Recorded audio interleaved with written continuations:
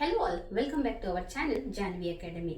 Today ನಾನು ನಿಮಗೆ ಒಂದು ಇಂಪಾರ್ಟೆಂಟ್ ಇನ್ಫಾರ್ಮೇಶನ್ ಅಂಡ್ ಅಪ್ಡೇಟ್ಸ್ ಜೊತೆಗೆ ಬಂದಿದ್ದೀನಿ, ಎಸ್ಪೆಷಲಿ ಫಾರ್ UKG ಓದ್ತಿರುವಂತ ಮಕ್ಕಳ ಪ್ಯಾರೆಂಟ್ಸಿಗೆ. ಯಾಕೆ ಅವರಿಗೆ ಎಸ್ಪೆಷಲ್ ಆಗಿ ಅಂತ ಹೇಳಿದಾಗ ಅವರಿಗೆ ಆಕ್ಚುಲಿ ಈಗ ಒಂದು ಕನ್ಫ್ಯೂಷನ್ ಸ್ಟೇಟ್ ಅಲ್ಲಿ ಇದ್ದಾರೆ. ಮೋಸ್ಟ್ ಆಫ್ ದ ಪ್ಯಾರೆಂಟ್ಸ್ ಈಗ ಫಸ್ಟ್ ಸ್ಟ್ಯಾಂಡರ್ಡ್ ಅಡ್ಮಿಷನ್ಗೆ ಹೋದಾಗ ಅವರ ಮಕ್ಕಳು ಅಂಡರ್ ಏಜ್ ಅಂತೇಳಿ ಬಂದಿದೆ, ಅಡ್ಮಿಷನ್ ಆಗಲ್ಲ ಫಸ್ಟ್ ಸ್ಟ್ಯಾಂಡರ್ಡ್ಗೆ ಅಂತೇಳಿ ಬಂದಿದೆ. ವಾಟ್ ನೆಕ್ಸ್ಟ್ ಅನ್ನೋ ಕನ್ಫ್ಯೂಷನ್ ಅಲ್ಲಿ ಈಗ ಅವ್ರು ಇರೋದ್ರಿಂದ, ಅಂದ್ರೆ UKG ಪ್ಯಾರೆಂಟ್ಸ್ ಇರೋದ್ರಿಂದ ನಾನು ಕಂಪ್ಲೀಟ್ ಇನ್ಫಾರ್ಮೇಶನ್ ನ ಇಲ್ಲಿ ಕೊಡಕ್ಕೆ ಇಷ್ಟಪಡ್ತೀನಿ. And it is very simple. The first thing ನೀವು ಏನ್ ಮಾಡಬೇಕು, before you start taking the admission or searching school for your child, ನಿಮ್ಮ ಮಗು ಡೇಟ್ ಆಫ್ ಬರ್ತ್ ನ ಫಸ್ಟ್ ಬರ್ಕೊಳ್ಳಿ. ಆ ಡೇಟ್ ಆಫ್ ಬರ್ತ್ ನ ಬರೆದು 2025 ಮೇ ಡೇಟ್ ಆಫ್ ಬರ್ತ್ ನ ಬರ್ಕೊಳ್ಳಿ ಅಪ್ ಟು 31st ಮೇ. ಅಲ್ಲಿ ಒಂದು ಸಬ್ಟ್ರಾಕ್ಟ್ ಮಾಡ್ಕೊಳ್ಳಿ. ಅಲ್ಲಿ ಯಾವ ನಂಬರ್ ಬರುತ್ತೆ ನೋಡಿ, ಬಿಕಾಸ್ ಕನ್ಫ್ಯೂಸ್ ಆಗಬೇಡಿ. ಮ್ಯಾಮ್ ನನ್ನ ಮಗು ಆಗಸ್ಟ್ ಅಲ್ಲಿ ಹುಟ್ಟಿದೆ, ಸೆಪ್ಟೆಂಬರ್ ಹುಟ್ಟಿದೆ, ನನ್ನ ಮಗು ಎಲಿಜಿಬಲ್ ಬರುತ್ತಾ ಬರಲ್ವಾ, ಈ ತರ ಎಲ್ಲ ಸ್ವಲ್ಪ ಕ್ವಶನ್ಸ್ ಕೇಳ್ತಿದ್ದೀರಾ. ಹಾಗಾಗಿ ಸಿಂಪಲ್ ಮ್ಯಾಥಮೆಟಿಕ್ಸ್ ವರ್ಕ್ ನ ಮಾಡಿ 31st ಮೇ 2025 ನ ಬರೆದು ನಿಮ್ಮ ಮಗು ರಿಯಲ್ ಡೇಟ್ ಆಫ್ ಬರ್ತ್ ನ ಕೆಳಗಡೆ ಬರೆದು ಸಬ್ಟ್ರಾಕ್ಟ್ ಮಾಡಿದಾಗ ಎಷ್ಟು ತಿಂಗಳು ಎಷ್ಟು ವರ್ಷ ಬರುತ್ತೆ ನೀವು ನೋಡಿ.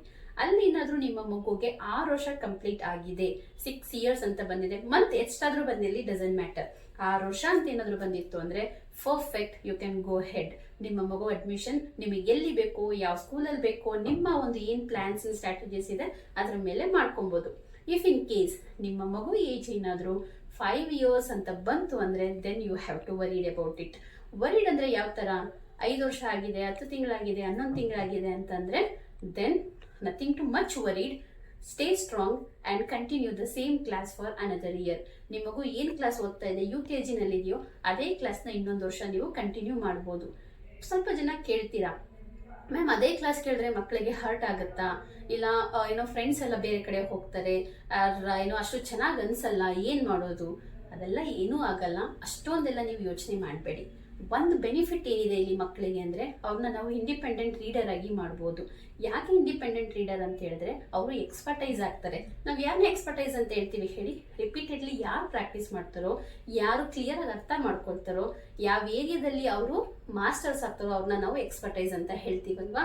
ಅದೇ ರೀತಿ ನಿಮ್ಮ ಮಕ್ಕಳಿಗೂ ಕೂಡ ಇದು ಇನ್ನೊಂದು ಚಾನ್ಸು ಅವ್ರ ಏರಿಯಾದಲ್ಲಿ ಎಕ್ಸ್ಪರ್ಟೈಸ್ ಆಗಕ್ಕೆ, ರೈಟ್? ಹಾಗಿದ್ರೆ ತುಂಬಾ ವರೀಸ್ ಮಾಡಿದ್ರೆ ಮಕ್ಕಳನ್ನ ಇನ್ನೊಂದು ವರ್ಷ ಓದಿಸೋದ್ರಿಂದ ಏನೂ ಆಗಲ್ಲ. ಅವರು ಸ್ಟ್ರಾಂಗ್ ಆಗಿ ಫೌಂಡೇಶನ್ ಸ್ಕಿಲ್ಸ್ ನ ಕಲಿತಾರೆ, ಇಂಡಿಪೆಂಡೆಂಟ್ ರೀಡರ್ ಆಗಿ ನೆಕ್ಸ್ಟ್ ಕ್ಲಾಸ್ ನ ಅವರು ಸ್ಟೆಪ್ ಬೈ ಸ್ಟೆಪ್ ಹೋಗ್ತಾರೆ, ರೈಟ್? ಇದಿಷ್ಟು ವೆರಿ ಸಿಂಪಲ್. ಸ್ವಲ್ಪ ಜನ ಬರ್ತೀರಾ ಮ್ಯಾಮ್ ಏನ್ ಮಾಡ್ಬೋದು, 1 day 2 day 3 day 5 day, nothing to worry.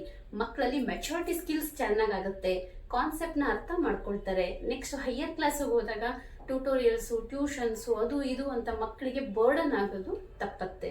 ಆ ರೀತಿ ಇದ್ದಾಗ ನಥಿಂಗ್ ಟು ವರಿ, ನೀವು ಸೆಕೆಂಡ್ ಅಂದ್ರೆ ಇನ್ನೊಂದು ವರ್ಷ UKG ನ ಓದಿಸ್ಕೊಳ್ಬಹುದು, ರೈಟ್?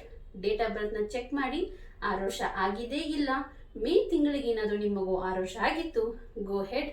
6 ವರ್ಷ ಆಗಿಲ್ಲ, continue the same class for another year. Hope I'm clear with the information. Stay tuned for the next upcoming video.